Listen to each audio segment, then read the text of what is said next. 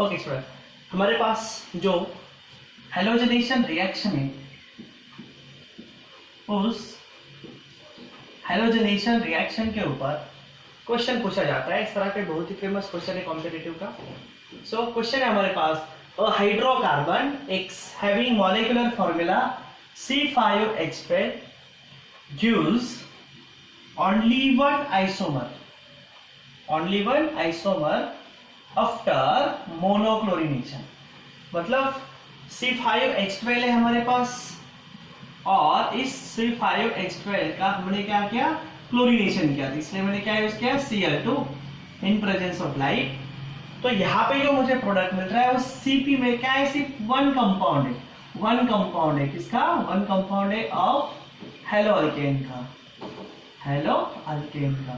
तो अगर एक ही कंपाउंड है तो आपको पूछा है कि जो हमारे पास रिएक्टेंट है, रिएक्टेंट हाइड्रोकार्बन है, रिएक्टेंट अल्केन है, इसका स्ट्रक्चर क्या हो सकता है। ठीक है, तो बहुत ही सिंपल है। हेलोजनेशन रिएक्शन में क्या होता है, वेरी वेरी आइएंगे। हेलोजनेशन रिएक्शन में क्या होता है, सेम टाइप ऑफ प्रोटॉन्स, हमारे पास क्या होंगे, सेम टाइप ऑफ प्रोटॉन्स होंगे, सेम टाइप ऑफ हाइड्रोजन्स होंगे, आर रिप्लेस बाय हेलोजन ना। सेम टाइप ऑफ प्रोटॉन किससे रिप्लेस किए जाएंगे, हेलोजन से रिप्लेस किया जाएगा। मेरे पास हाइड्रोजन है, ये हट जाएगा और उसकी जगह पे Cl आ जाएगा।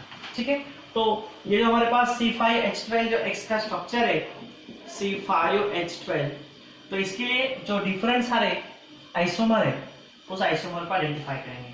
तो सबसे पहला आइसोमर हमारे पास होगा CH3CH2 CH2 बॉन्ड CH3, ये पहला आइसोमर हो गया।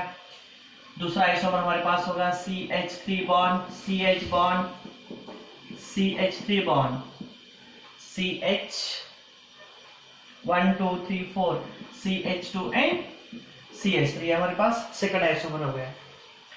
थर्ड हम आइसोमर लेंगे CH3 बॉन्ड, यहाँ पर है हमारे पास CH3, यहाँ पर भी है CH3 एंड यहाँ पर भी है CH3। हम इसके बीच जो डिफरेंट सारे प्रोटॉन्स प्रेजेंट है, इस प्रोटॉन्स के टाइप्स को आइडेंटिफाई करते हैं।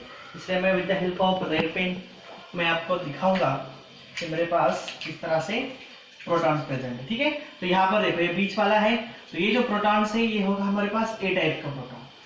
देखो ये दोनों हो गए B टाइप्स के प्रोटॉन और ये हो गए C टाइप्स के प्रोटॉन। मतलब अगर मैं इसका हेलोजनेशन कर लूं, मोनो हेलोजनेशन कर लूं, मोनो सब्स्टिट्यूशन कर लूं, तो ये मुझे 3 टाइप्स के आइसोमर देगा। और ये क्या दे रहा है, it gives only one isomer. इसका मतलब ये तो स्ट्रक्चर नहीं होगा। अब इसकी तरफ चलते हैं। देखो ये है A टाइप का, ये है A टाइप का, ये होगा B टाइप का, ये होगा C टाइप का और ये होगा D टाइप का, है ना। मतलब अगर मैं इसका हेलोजनेशन कर लूं तो मुझे कितने आइसोमर्स मिलेंगे, 4 आइसोमर मिलेंगे। ठीक है ना, 4 आइसोमर मिलेंगे, इसलिए मेरा स्ट्रक्चर ये भी नहीं हो सकता। चलते हैं थर्ड की तरफ। देखो ये है A, ये भी है A, ये भी A और ये भी है।